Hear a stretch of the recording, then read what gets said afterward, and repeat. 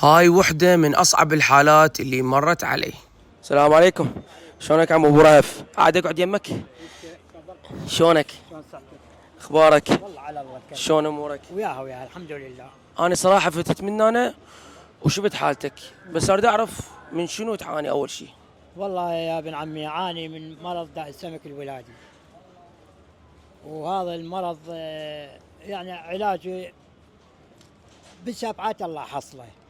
علاجه غالي؟ غالي. إيش قد سعر العلاج؟ يعني حصله 300. عم أبو رهف تقريبا صار له 35 سنة قاعد يم البنك المركزي. هذا انقع بيه جسمي، هاي انقع بيه جسمي حتى جسمي على مود يكون تبرد مبرد. جسمك. اي. بالحمص؟